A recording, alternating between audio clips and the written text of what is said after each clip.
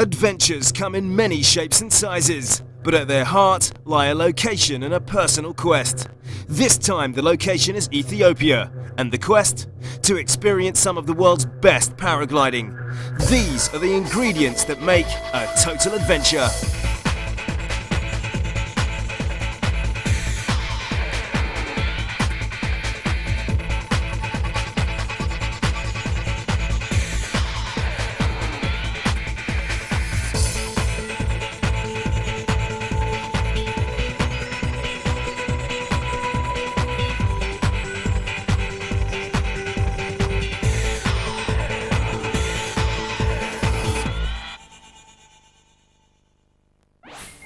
Ethiopia, a land more often associated with famine and civil war than adventure, is a land of deserts and mountains, deep rocky ravines, sharp towering peaks and high plateau, empty skies and scorching sun. And that adds up to some of the best thermals anywhere, with plenty of places to take off and land. It's a paradise for paragliders, keen to live their lives on the edge in search of fresh tests of skill and stamina. The thrill that comes from leaping into the unknown. One of the world's top paragliding instructors, Bob Drury, is here with two friends, ex-Royal Marine Innes Powell and Sanskrit scholar Jim Mallinson. All three planning to fly cross-country over Ethiopia's Simien Mountains.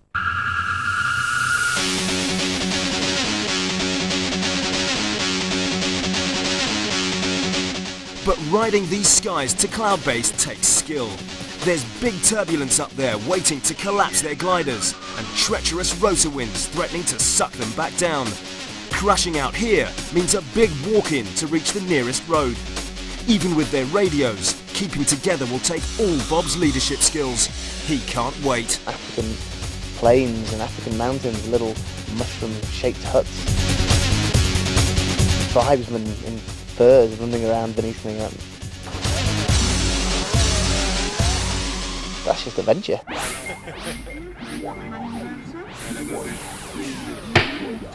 I like the bivvying.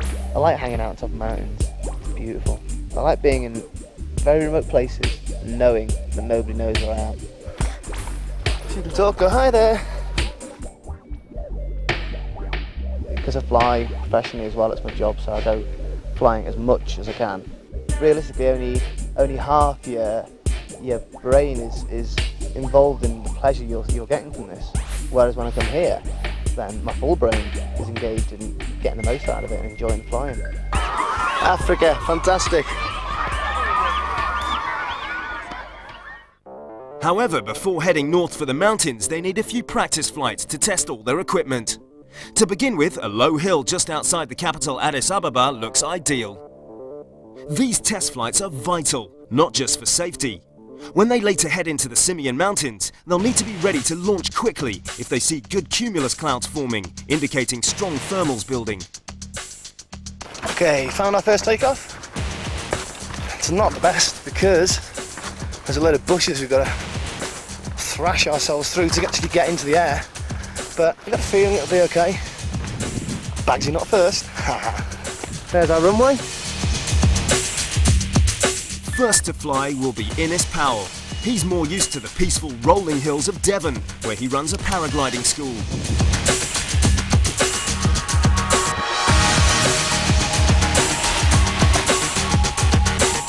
He draws on his years of experience to find some rising air over this low hill.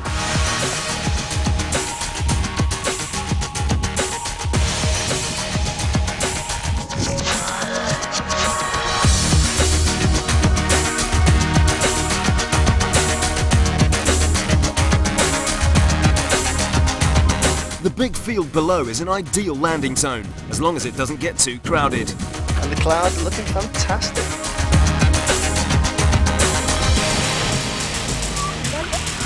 Go on then, give it a pull.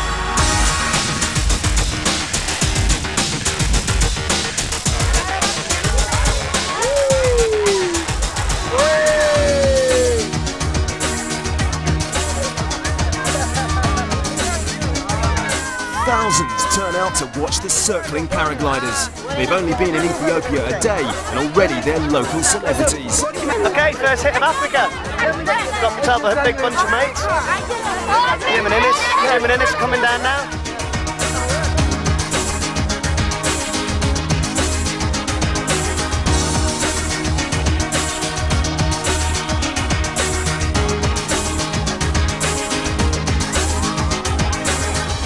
For Innes, it's an amazing way to end his first flight in Africa. How was that then, mate? Very nice, actually. Very nice.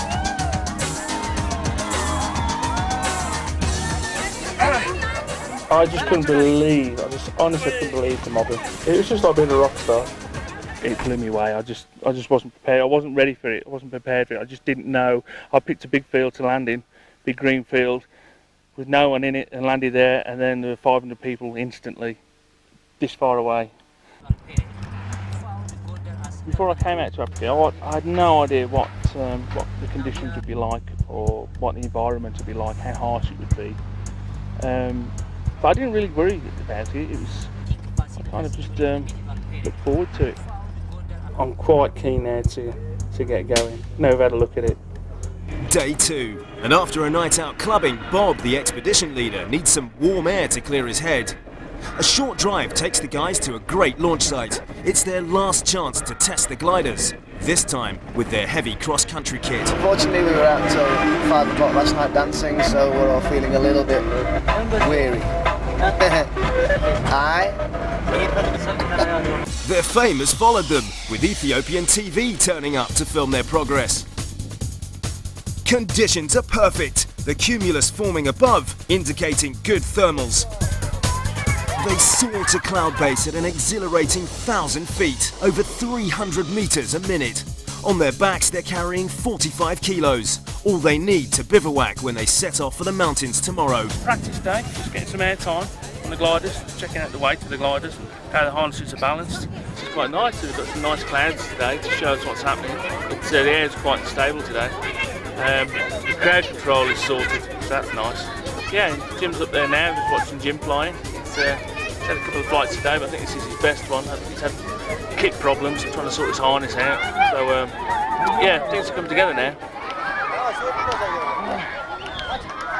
Here comes our man. Sanskrit scholar Jim has flown in India as well as the UK, but still finds Ethiopia a bit of a culture shock. It's obviously strange having all this this high-tech clothing and these expensive gadgets of cameras and radios and what have you. And there is I suppose it does put a barrier between you and the people when you do land. Makes a ton of difference just getting some airtime. Still not fitting in the harness, but I'll work on that. I was yesterday. I think someone's fiddled with it. It was good. Nice to get in the air properly. Yeah, when I'm flying, I love that feeling of peace and solitude and being totally dependent upon yourself. You can be very scared. There are some flights, I've had long flights where you're concentrating really hard all the time and there's rough air and you're worried about what's going to happen and what decision you're going to make and where you're going to get to. And during those flights, it's very rare that there's a moment when you're thinking, wow, this is fantastic. Occasionally you go on a glide, but most of the time you're really concentrating hard. And it's only after you land that it just sinks in what you've been doing and quite how fantastic it was. Part of the attraction for me is that you can have this thing that's in a bag and you can fly around like a bird and fly thousands of feet up in the sky and fly for miles, even if sometimes it is a bit stressful. Testing complete, they're excited and ready to go. But a warm front brings in rain, dashing their hopes. It's a far cry from the image of Ethiopia as a country of drought and famine. Not for the last time, Bob's forced into a change of plan. The initial plan that I drew up when I looked at the maps was to fly north up this big escarpment and then come inland into the Ethiopian highlands, and as soon as we got to the first hill we knew it wasn't going to happen. There was mist and fog clagged in all over it and the local people were saying, oh yes, always misty here. Right. So we changed plans really rapidly. It's great that you can do that in a small group and everyone was kind of mellow enough just to go, yeah, right, sod that, it's not working here, get in the car, drive north to Lalibela, to where we know it's more inland and we know it's in the mountains more. So rather than flying, they're now driving 2 days and some 300 kilometers north to Lalibela in search of better weather. It'll be their jumping off point for the Simien Mountains and their ultimate goal, Mount Ras Dashan.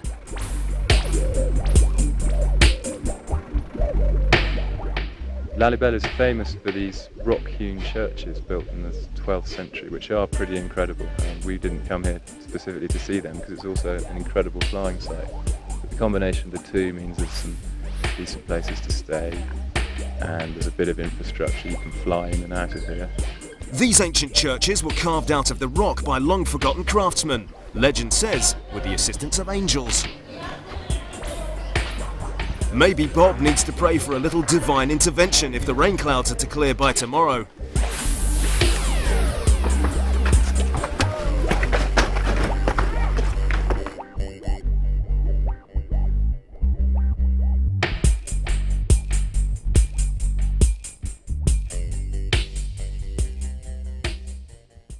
A new day, and the warm front's moving off, bringing better flying conditions. The drivers shoot here. We've had a warm front go through. It rained all day yesterday. It was absolutely foul, and everything got soaked. All our clothes got wet, and sleeping bags, and it's pretty miserable, really. We had some good fun. Played a bit of golf on our little lawn here. So finally, the weather's cleared. Warm front's gone through. Got good cumulus forming. Looks like it's going to be a nice day. Looks like it might be a low base day.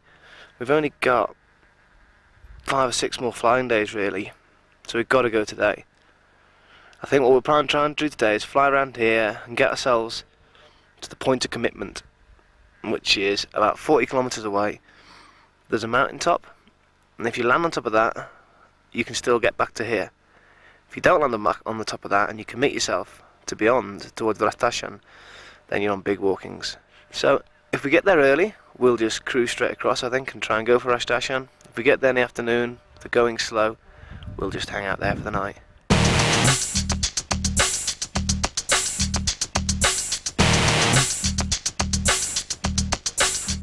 The thermals lift the gliders up towards the cloud base at 15,000 feet, over 4,500 metres. But just outside the thermals, there's sinking air, and crossing between the two streams means meeting turbulence that could collapse a glider. Just staying aloft is an adrenaline rush. Bob, this is Ian. I've got trouble with my yoga headset, so I'm just going to be able to hear, I'll be able to transmit with difficulty. The gliders can fold up in severe turbulence and very strong lifting air or sinking air, which keeps you on your toes. Woo! And you fly into air that's lifting at 2,000 foot a minute. Cloud surfing at its best. And you might be descending through the air at the time at, I don't know, 100 foot a minute. The difference is quite amazing when you hit it. Woo! Rock and roll! Then you have to make a decision. Do I turn left in this, do I turn right in this? I fancy going onto the mountain just behind, actually, the next one along. Got a good southeasterly slope to it. The last thing you want to do is go falling out this rising air. These clouds are getting big. Getting big at 1:30 in the afternoon is not a good sign. Bob's worried that a storm might be developing, so rather than risk having to ditch suddenly in the mountains, they'll turn back to Lalibela and try again tomorrow.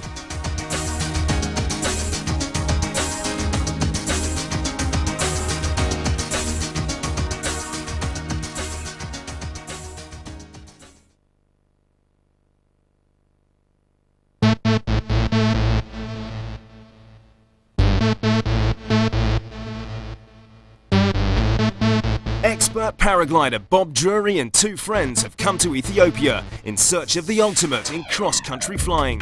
They aim to reach Ras Dashen, Ethiopia's highest mountain. But first, they need good weather. I'm hot. It's really hot here. I'm hot. And I'm really glad to be at Lalibela. I think if you're well into churches, You'd have... they're pretty impressive, the stone churches, but I'm just glad to be out of it, really, and on our way up the hill. But tonight, regardless, we're on a hill. Well, I mean, from when we get up here now, and we jump off, which we hopefully will, then, I don't know, we could be anywhere. We could be anywhere in Africa this evening. We could be sitting in someone's hut, we could be sitting on a ledge, we could be at the bottom of a valley, hating life. Valley. That's probably quite likely. Full of hyenas. Full of hyenas. Innes is scared of hyenas. I'm not scared, I don't know enough about them.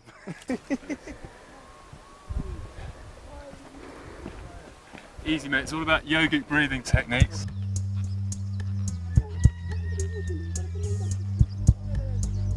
Bob scans the horizon looking for the best launch site. What I'm kind of proposing is go over there, and then if that's no good, go to that one. Each of them is packing 45 kilos of kit, including their bivouac tent for nights in the mountains. Right. It's a bit heavy.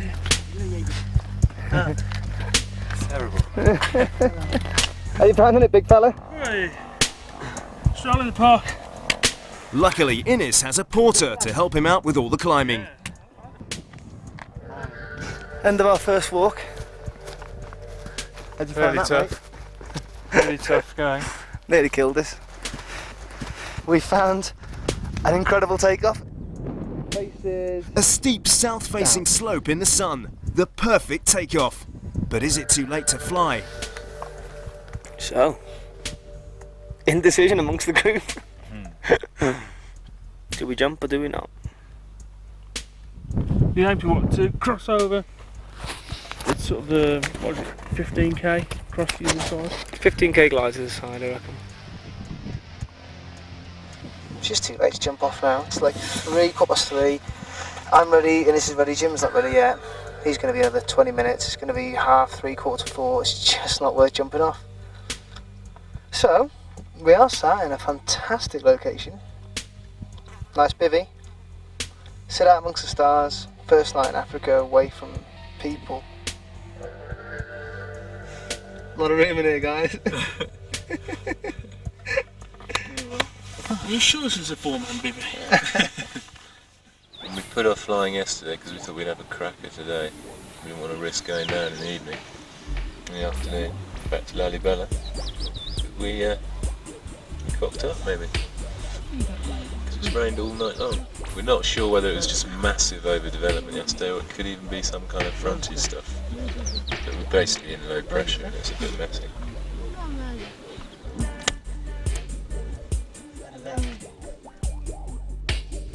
The weather turned bad on us and we decided to walk down to the road, and we walked down to the road and then we sat on the side of this pretty well made road, which has made it all the more surprising. We sat there for about 4 or 5 hours without a single vehicle going past. Could be.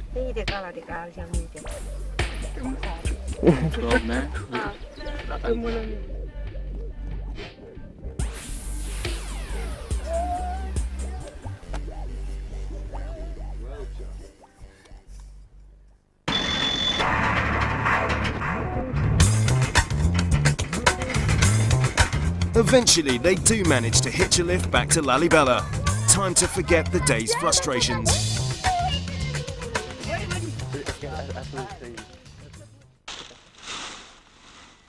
Things are much better in the morning. Conditions are perfect as they prepare the gliders.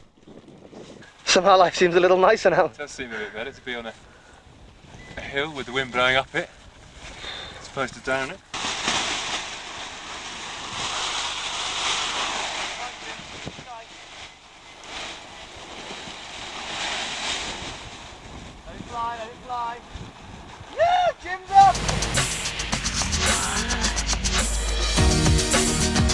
This is what they've been waiting for. At last, all 3 of them are in the air and heading north towards Ras Dashen.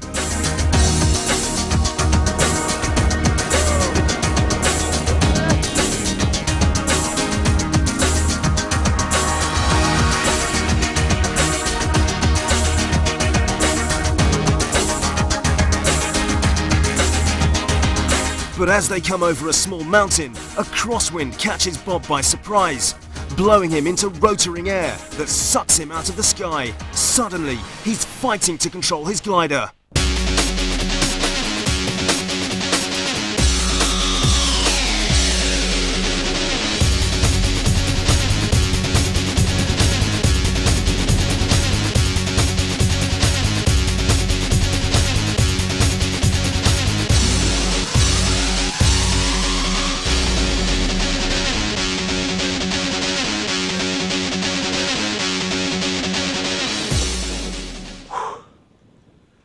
That was a crash. I've just fought the glider for the last 500 foot and just ditched out.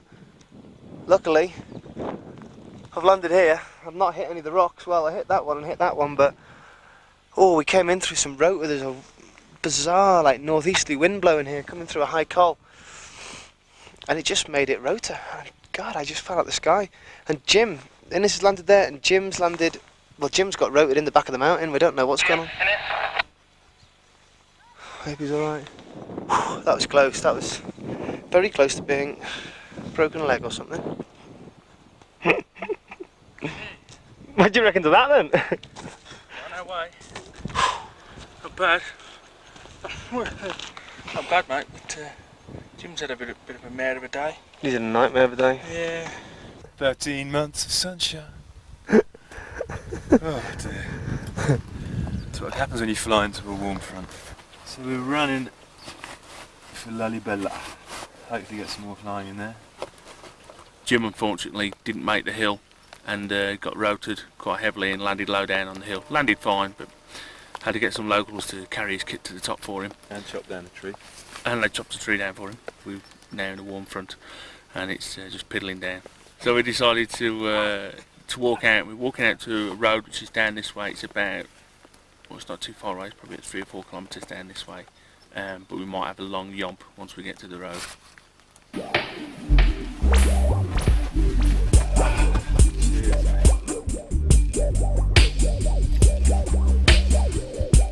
Thank you.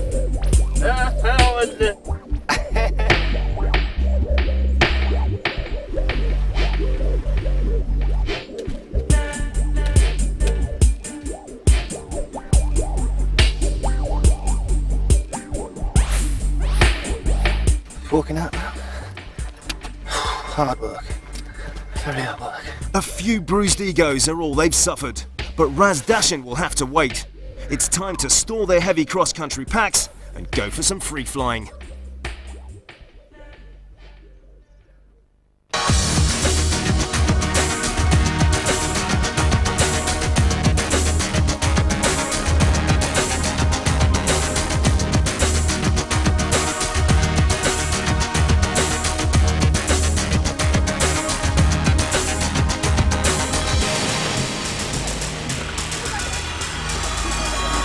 Innes just misses the crowds again, but crashing into a graveyard isn't a great idea. So Innes has crashed on his birthday, coming in to get this, got it wrong, somehow didn't land in the right field and instead has crashed it over there next to the crowd of a bazillion people. Oh,